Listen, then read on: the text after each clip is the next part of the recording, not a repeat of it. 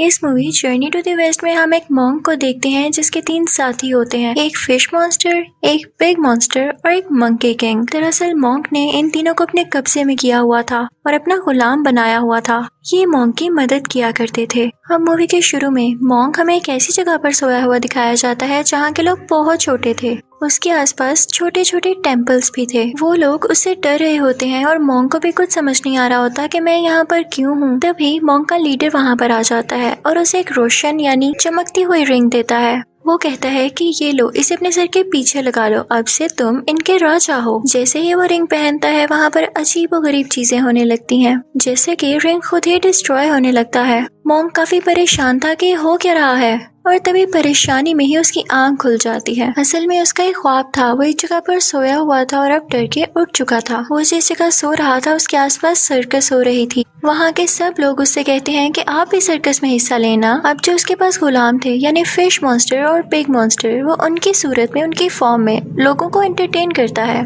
उस मॉन्स्टर को देख के एक बच्चा रोने लगता है और लोग कहते हैं कि ये कैसा मजाक है, हमें बिल्कुल मजा नहीं आ रहा। फिर मॉन्क एक दरख्त की तरफ इशारा करता है और कहता है कि देखो वहाँ पर मंकी किंग है। लेकिन वो मंकी किंग साहिब कुछ करने के बजाय दरख्त से नीचे ही गिर जाते हैं। लोग इस वजह से भी मॉन्क पर गुस्सा होते हैं और उसका मजाक उड़ाने लगते हैं कि तुम हमारे साथ क्या खेल खेल रहे हो, हमें तुम एंटरटेन करने वाले हो भी कि नहीं। मॉन्क कहता है कि थोड़ा हौसला रखो और उनसे मीठी मीठी बातें करके उन्हें अपनी तरफ कर लेता है। उसी दौरान मंकी किंग भी उठ जाता है और अपने बाकी साथियों यानी पिग मॉन्स्टर और फिश मॉन्स्टर से कहता है कि हमें मिलके कुछ करना होगा, तुम लोग मुझे मारना और हम इन लोगों को एंटरटेन करेंगे। लेकिन लोग अभी भी उनका मजाक उड़ा रहे थे तो इस बात पर पिग मॉन्स्टर को गुस्सा आ जाता है। वो उधर खड़ी हुई एक औरत पर अटैक करने की कोशिश करता है। लोग उसे पकड़ लेते हैं। मंकी किंग भी उसे मना करता है और कहता है कि ऐसा ना करो। वो फिर भी बाज नहीं आता तब मंकी किंग उसका ध्यान बटाने के लिए पूरी सर्कस खराब करने लगता है। वो हर चीज तबाह करता जा रहा था। मॉन्क उसे मना करता है लेकिन वो उस पर ही गुस्सा हो जाता है और अब तक बहुत देर हो चुकी थी क्योंकि पूरी सर्कस डिस्ट्रॉय हो चुकी थी। मूवी की असल कहानी तो अब यहाँ से शुरू होती है जब एक औरत अपनी माँ को एक एक्सोर्सिस्ट के पास लाती है। उसका कहना ये था कि उसकी माँ पर किसी का साया है। उसकी हरकतें कुछ ठीक नहीं लग रही थी क्योंकि वो वहाँ पर खड़ी तो बूढ़ी औरतों को कहती है कि ये मेरी बेटियां हैं। एक्सोर्सिस्ट भी इस बात पर बहुत हैरान होता है और फिर वो बढ़ता है उसकी माँ की तरफ ताकि वो उसका भूत या उस पर जो भी साया है उसको खत्म कर सके। लेकिन बहुत कोशिश करने के बाद भी उसे ऐसी कोई चीज नजर नहीं आती। तो फिर उसे पता चलता है कि असली मॉन्स्टर तो उसकी अपनी बेटी है, यानी वो लड़की जो अपनी माँ को इसके पास लाई थी वो मॉन्स्टर में बदल जाती है। उसकी बॉडी अजीब हो गई थी। वो सब पर एक किस्म का जाला फेंकने लगती है। उसके हाथ और टांगे काफी लंबी हो गई थी जैसे वो कोई स्पाइडर हो। वहाँ पर मौजूद सब लोगों को वो मारने लगती है। फिर सीन चेंज होता है और हम मॉन्क और मंकी किंग को एक साथ देखते हैं। मॉन्क मंकी किंग की बहुत पिटाई कर रहा होता है। वो उसे कहता है कि मैं तुम्हें इसलिए मार रहा हूँ ताकि तुम्हें हमेशा याद रहे कि कहाँ पर क्या करना है। वो कहता है कि तुम्हारा कुछ पता ही नहीं चलता, तुम्हें जब गुस्सा आ जाए तो तुम कोई भी चीज तबाह कर देते हो। जैसे तुमने सर्कस को तबाह किया था, तुम यहाँ भी कुछ न कुछ कर सकते हो। वो उसकी जुबान खींचता है, उसे पिंच करता है, उस पर थप्पड़ मारता है। साथ ही साथ वो मंकी किंग की पूरी बॉडी को ही हिट कर रहा था। यहाँ पर हम पास्ट का भी एक सीन देखते हैं जब मंकी किंग को एक जगह पर कैद किया हुआ था। वो कई साल वहाँ पर चेन्स में बंधा रहा और कैद रहा। मंकी किंग बेचारा ख्वाब में डर जाता है और उसकी आंख खुल जाती है। तो मॉन्क कहता है कि सो जाओ,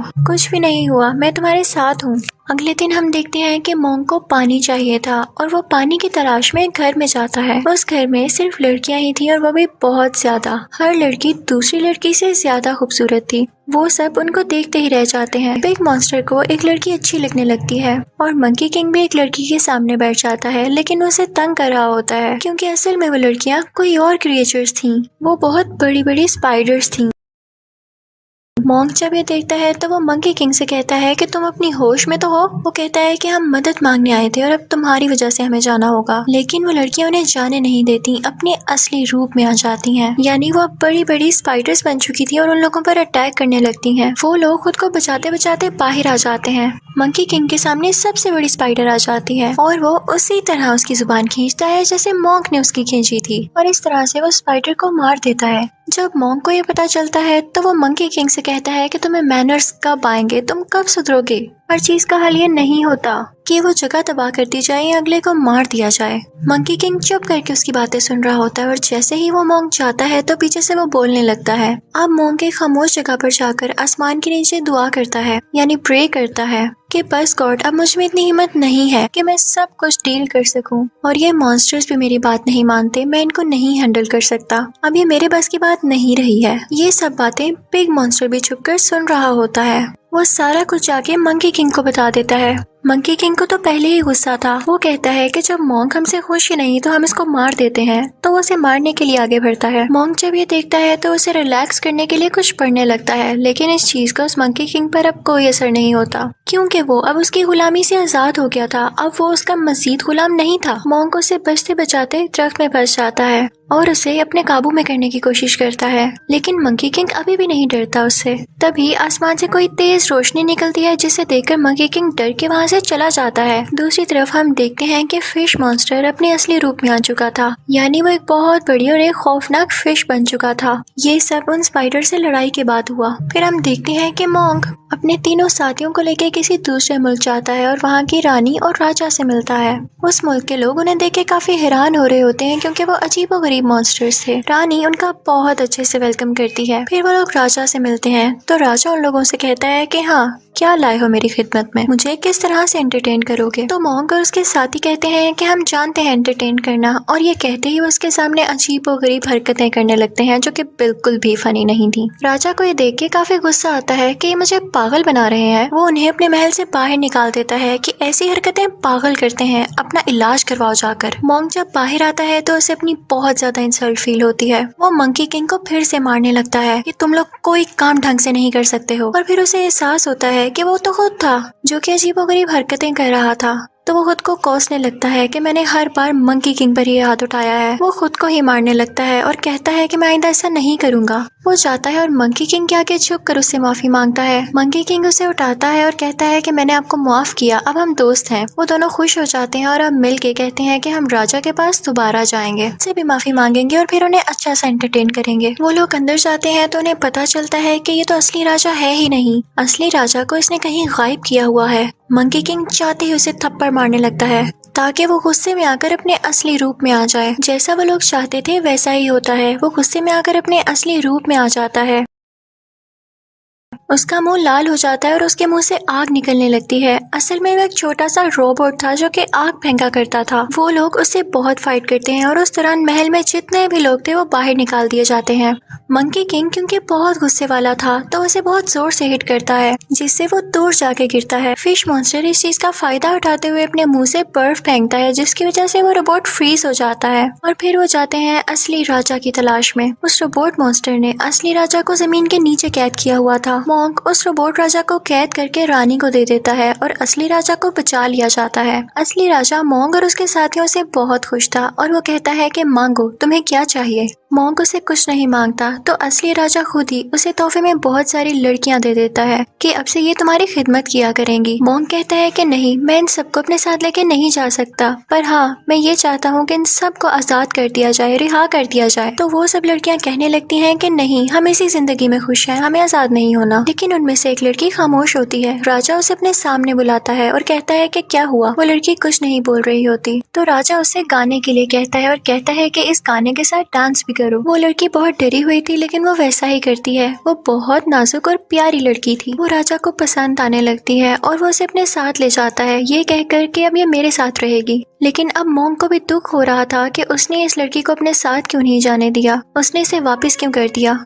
मोंग को दूसरी लड़कियां छोड़ने का कोई दुख नहीं था। मोंग अपने साथियों के साथ वहाँ से बाहर आ जाता है, लेकिन अभी भी वो उसको मिस कर रहा था। तो वो सोचता है कि मैं राजा के पास वापस जाऊंगा और उस लड़की को इनाम के तौर पर दोबारा मांगूंगा। राजा कहता है कि अब तो बहुत देर हो चुकी, ये मेरे साथ ही रहेगी क्योंकि मैं इसे पसंद करने लगा हूँ। मोंग बहुत उदास हो जाता है और उसकी उदासी देखते हुए रानी राजा से कहती है कि उसको ये लौटा दें। राजा उसकी बात मान लेता है और अब वो लड़की मोंग को दे दी जाती है। अब वो लड़की हर जगह उनके साथ साथ होती थी। मंकी किंग को ये देखकर बहुत गुस्सा आ रहा था कि वो लड़की मोंग के साथ इतनी अटैच क्यों हो रही है, क्योंकि उसे लगता था कि ये लड़की एक शैतान है, एक डीमन है। वो मोंग से कहता है कि मैं आपको ये बात बताना चाहता हूँ कि वो लड़की इंसान नहीं है और हमें नुकसान पहुंचा सकती है। वो इस चीज का सबूत ढूंढने के लिए कभी तो उस लड़की का ब्लड लेता है और कभी तो उसे हर्ट करता है, लेकिन मॉन्क उसे मना करता है। तो मंकी किंग कहता है कि ठीक है, अगर ये लड़की इंसान है तो इससे कहें कि हमें अपने गाँव लेकर जाए, हमें इसकी फैमिली से मिलना है। मॉन्क उस लड़की से ऐसा कहता है तो वो लड़की उन सबको अपने गांव लेकर आती है, अपने घर वालों के पास। उस लड़की के घर वाले मॉन्क और उसके साथियों को बहुत अच्छे से ट्रीट करते हैं और जब मंकी किंग कहीं से साबित नहीं कर पाता कि वो डीमन है तो वो गुस्से में आकर उल्टा उसके घर वालों पर ही अटैक करना शुरू कर देता है। मॉन्क उसे डांटता है कि तुम्हारा दिमाग खराब है,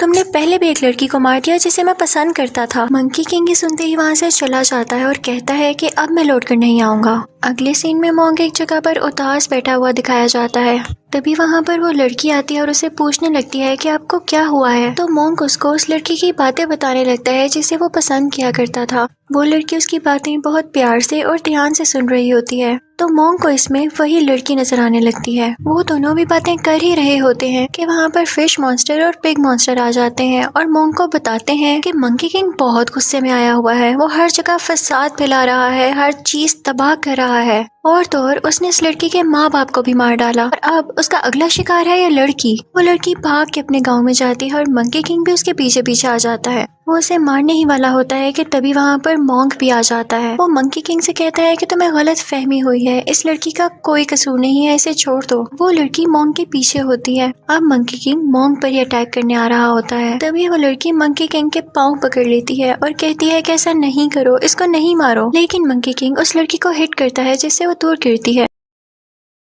और अब वो उसे मारने के लिए आगे बढ़ता है, लेकिन तभी मॉन्क बीच में आ जाता है। वो रोड सीधा मॉन्क को लगती है। तभी वो लड़की रोने लगती है और कहती है कि हाँ, मैंने बोला झूठ, मैंने छुपाया तुम सबसे कि मैं एक शैतान थी, एक डीमन थी, क्योंकि मेरे साथ मेरी जिंदगी में बिल्कुल अच्छा नहीं हुआ। कुछ आदमियों ने मेरे साथ बुरा करके मुझे मार दिया, इसीलिए अब मैंने शैतान बनने का सोचा था, लेकिन मैं बुरी नहीं हूँ। ये सुन के मंकी किंग को और भी गुस्सा आता है और वो एक बहुत बड़ा गोरिल्ला बन जाता है और इसी के साथ वो मॉन्क को निगल लेता है, उसे खा लेता है। अब वो बड़े बड़े पहाड़ों पर चढ़ने लगता है, लेकिन उसके पाँव के साथ ही वो लड़की भी थी जिसने उसका पाँव मजबूती से पकड़ा हुआ था। अब वो एक ऊंची जगह पर जाता है, वो लड़की भी उसके साथ वहाँ आ गई थी। तभी वहाँ पर वो रानी और वो रोबोटिक डीमन भी आ जाता है। रानी मंकी किंग से कहती है कि मैंने जान के इस लड़की को इधर भेजा ताकि तुम लोगों में लड़ाई हो। रानी कहती है कि मैं तो चाहती ही यही थी कि ये चीज तुम्हें गुस्सा दिलाए और तुम मॉन्क को मार डालो। अब तुम मेरे गुलाम होगे और मेरे लिए काम करोगे। तो मंकी किंग भी मॉन्क का कोई इतना भी दुश्मन नहीं था, उसने अभी तक मॉन्क को खाया नहीं था, बस वैसे ही निकला था। वो ये सुनकर मॉन्क को बाहर निकाल देता है, वो अभी तक जिंदा था।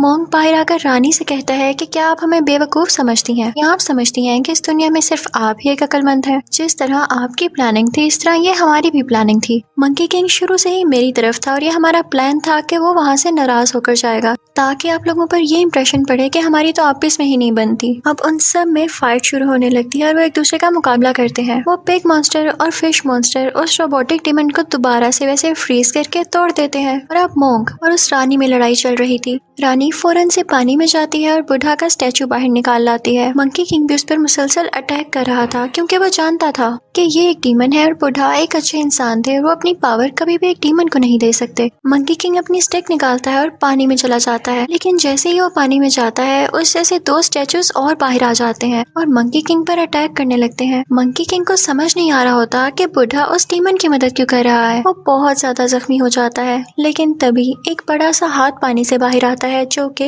रियल यानी असली बुढ़ा का था। वो उन तीनों स्टैचूज को डिस्ट्रॉय कर देता है और मंकी किंग की जान बचा लेता है। उन स्टैचूज के डिस्ट्रॉय होने के बाद वो रानी मंकी किंग के हाथ में आके गिरती है तो तब बुढ़ा की आवाज आती है कि अब सुधर जाओ। उस रानी को कुछ होने लगता है और वो अचानक से एक गोल्डन ईगल में बदल जाती है जो कि उसका असली रूप था और फिर बुढ़ा उसे अपने साथ ले जाते हैं। दूसरी तरफ हम देखते हैं कि वो प्यारी लड़की जो कि डीमन थी और मॉन्क के साथ थी वो पूरी तरह से इंजर्ड हो चुकी थी और वो मरने ही वाली थी। तभी वो मॉन्क से कहती है कि तुम मुझे रिहा कर दो, इस दुनिया से आजाद कर दो क्योंकि मैं एक डीमन हूँ। तो मॉन्क इस दुनिया की और उसकी भलाई के लिए उसे आजाद कर देता है, जिसके बाद वो गायब हो जाती है। इस मूवी के एंडिंग सीन में हम देखते हैं कि वो चारों एक सहरा में कहीं जा रहे होते हैं। तभी मॉन्क मंकी किंग में उस लड़की को देखता है जिसे वो पसंद करता था, क्योंकि मंकी किंग के सर पर जो बेल्ट थी वो उसी लड़की की थी। वो उसे वो बेल्ट मांगता है लेकिन मंकी किंग उसे नहीं देता और इसी तरह ये लोग शरारतें करते हुए एक दूसरे से लड़ते हुए चलते रहते हैं। इसी के साथ ये मूवी भी एंड हो जाती है। Thank you for watching.